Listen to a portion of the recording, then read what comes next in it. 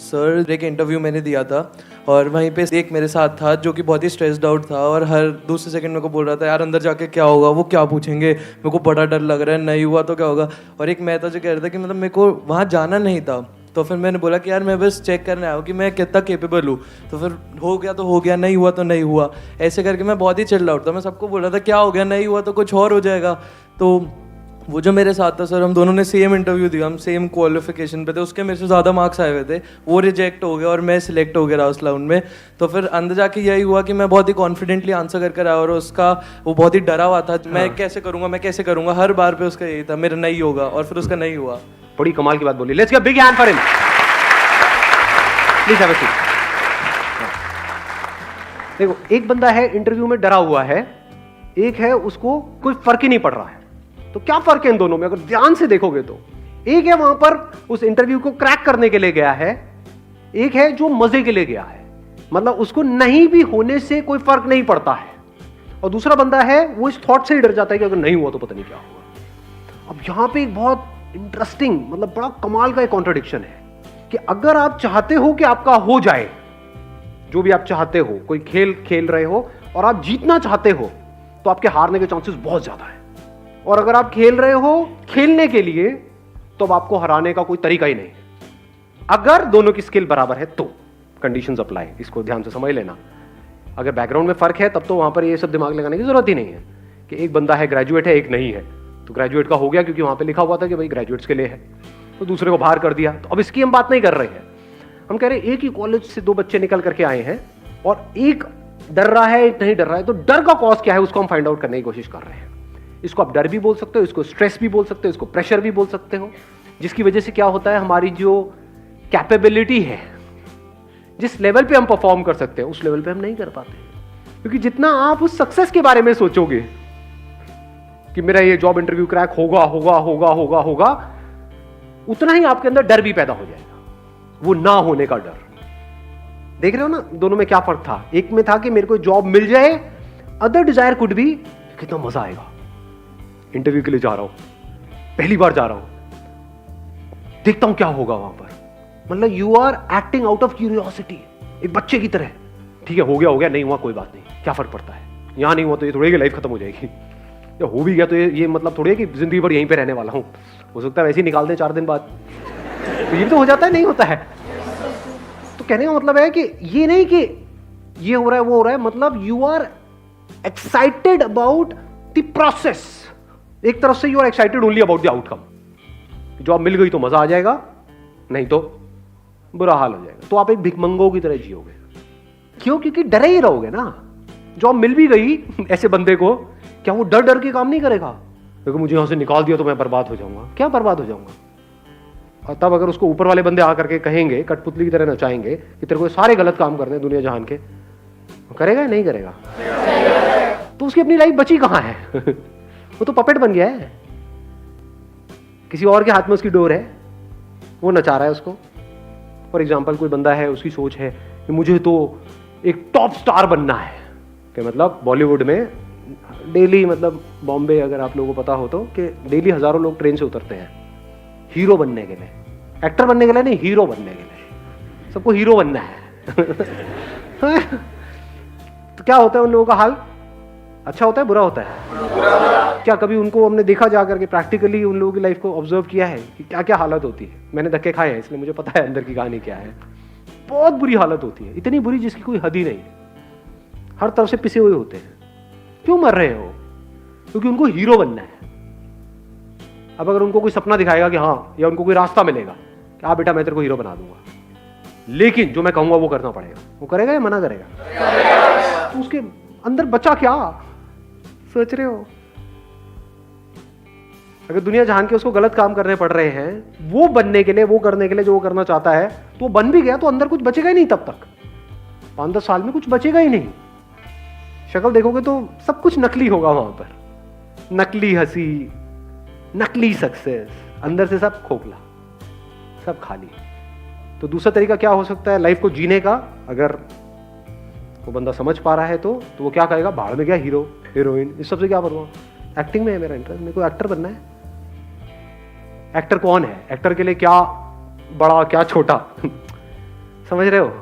अगर कोई एक्टर है तो उसके लिए स्टेज बड़ा या छोटा नहीं होता है, हीरो के लिए बड़ा छोटा होता है कि ये छोटा स्टेज है, मैं यहाँ पे कैसे आऊंगा। समझ रहे हो?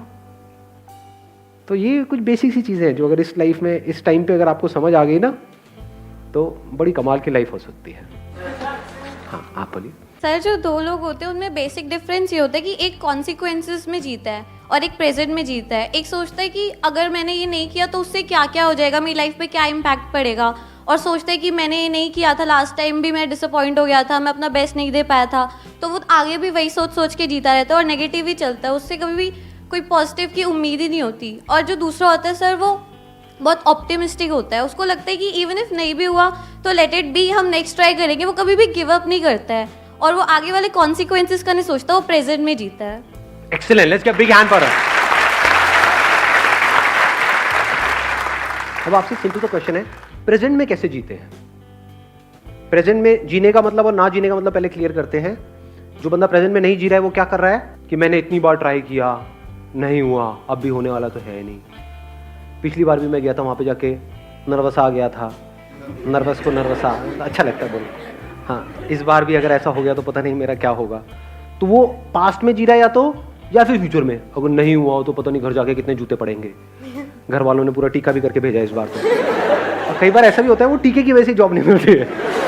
भाई हमारी बलि चढ़ाने आया है तो क्या करने आया है? द पॉइंट इज कि एक बंदा है जो पास्ट में जी रहा है या फ्यूचर में जी रहा है। अगर वो एक्साइटेड भी हो रहा है सोच करके कि हाँ अब तो मुझे मिलेगी मिलेगी मिलेगी मिलेगी जॉब, ये वो, तो उस एक्साइटमेंट में भी हो सकता है वो रायता फैला रहा है अंदर जा करके। होता नहीं है, कई बार ओवर कॉन्फिडेंट हो जाते हैं। मतलब वहां पे टेबल पे गए, बैठे अपनी फाइल बैठ, ले देख क्या है, तू तेरी जगह मेरे पास होगी, ये कुर्सी दिख रही है, बहुत सेशन देखे हैं मैंने उसके, क्या लगा रहा है मुझे तू?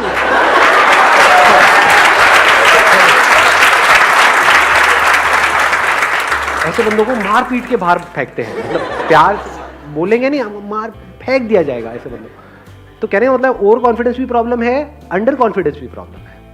अब ऐसा क्यों होता है, ध्यान से समझना। अगर आप कोई काम कर रहे हो और अपने अंदर ही अंदर कुछ और बोल रहे हो जो उस काम से रिलेटेड नहीं है, तो आप उस काम को ढंग से कर पाओगे? या अगर वो काम कर रहे हो उसी से रिलेटेड बोल रहे हो तो उस काम को ढंग से कर पाओगे? समझ गए ना? ये बोलना ही सोचना है। पहले इसको समझ लो अच्छे तरीके से। मैंने अपने कई सेशंस में बोला है, what is thinking, what is thought, ये लोगों को पता नहीं है, लेकिन बात करते हैं माइंड। What is mind? ये जो हम अपने अंदर ही अंदर अपने आप को बोल रहे होते हैं, ये थिंकिंग है। बिना बोले क्या आप सोच सकते हो?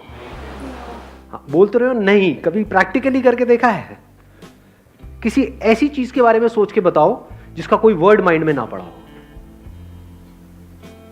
Can you think about it? Impossible. तो पहले हम बोलते हैं, फिर उसके कॉरस्पॉन्डिंग इमेजेस माइंड में आती है, फिर एक चेन बनती है, इसको थिंकिंग बोलते हैं। तो आप चाहे पॉजिटिव बोल रहे हो अपने आप को, चाहे नेगेटिव बोल रहे हो, आउटकम से रिलेटेड, जो होने वाला है उससे रिलेटेड, चाहे वो अच्छा है चाहे बुरा है, उसका जो अभी काम करना है उससे कोई कनेक्शन नहीं है। आउटकम मतलब क्या? जॉब मिलनी है नहीं मिलनी है वो तो कुछ दिनों बाद डिसाइड होगा, बाद में डिसाइड होगा, कहीं और डिसाइड होगा, आपका कोई कंट्रोल है ही नहीं उसके ऊपर। आपका काम क्या है? अगर आप सिर्फ जॉब इंटरव्यू के बारे में ही उस टाइम बोल रहे हो, ये भी नहीं कि हम बोंदों की तरह बैठे कुछ भी नहीं बोल रहे हैं या कुछ भी नहीं सोच रहे हैं। If you are thinking about the job interview, कि जैसे कोई बंदा अंदर गया, उससे जाकर के पूछा कि भाई किस तरह के क्वेश्चंस आ रहे हैं, क्या पूछ रहे हैं। There is a strong possibility कि एक ही तरह का पैटर्न चल रहा होता है। तो आपने उसको सुना, समझा और अपनी प्रिपरेशन करी, अपना प्लान बनाया, उसमें कोई दिक्कत नहीं है। Because that plan, that preparation, that thinking about the interview is important. If you are speaking about जो होने वाला है बाद में कभी, उसके बारे में आप सोच रहे हो, या जो भी काम है उसके अलावा किसी भी चीज के बारे में आप बोल रहे हो, किसी भी चीज के बारे में, अपने माँ बाप के बारे में, घर में ये हुआ, वो होने वाला है, ये होगा, वो होगा, मिल गया तो ये होगा, पार्टी होगी, नहीं मिला तो, ये सब अगर आप बोल रहे हो तो आप उस मोमेंट में नहीं हो। बट अगर आप बोल रहे हो उसी से रिलेटेड जो आप काम कर रहे हो, जैसे अगर खेल रहे हो फील्ड में, तो अगर उस खेल से रिलेटेड आप बोल रहे हो अपने आप को, कि बंदा सामने से आ रहा है, मान लो फुटबॉल खेल रहे हो, कि ये आएगा, आ करके मुझे टांग मारने वाला है, मैं गिरने वाला हूं, क्यों ना मैं ऐसा करूं, यहीं पे रुक जाऊं, इसको लगेगा मैं निकलने वाला, ये करके मैं यहां से निकल जाऊं। ये सब हो रहा है, यही थिंकिंग है। बड़ी तेजी से हो रहा होता है ये काम पूरा का पूरा। तो अगर आप उस गेम से रिलेटेड अपने आप को बोल रहे हो, सोच रहे हो, उसमें कोई प्रॉब्लम है? कोई प्रॉब्लम नहीं। That means you are there in the present moment. But अगर उस टाइम पे देखना ये है कि सामने वाला ओपोनेंट कैसा है, उसकी स्ट्रेंथ्स क्या है, उसकी वीकनेसेस क्या है, मैं कहां से जाऊं, कैसे जाऊं, ये सोचने की बजाय अगर आप सोच रहे हो, आपकी नजर पड़ी वहां पे ट्रॉफी पे और उसके बारे में सोच रहे हो, इमेजिन कर रहे हो कि वो ट्रॉफी मेरे हाथ में होगी और फिर पूरी कंट्री सेलिब्रेट करेगी, ये होगा वो होगा, I will create history, then आप फ्यूचर में हो, आप उस मोमेंट में हो ही नहीं। अब आप हार जाओगे। आपकी सक्सेस जो है, जिस भी फील्ड में आप जा रहे हो, उसका कनेक्शन है कि आप अपनी 100% कैपेबिलिटी पे परफॉर्म कर सकते हो या नहीं कर सकते। इसको ध्यान से समझ लेना। कुछ और एक और लेयर निकल करके आई है। मतलब आपकी कैपेबिलिटी ये है, यहां पर है, किसी और की कैपेबिलिटी ये है। आप उससे हार जाओ, कोई प्रॉब्लम नहीं है। पॉइंट ये है कि क्या आपने अपना 100% दिया। अगर आपने अपना 100% दिया और आप उस बंदे से हार भी गए, तब भी आप जीत गए, क्योंकि आपको 100% देना आ गया लाइफ में।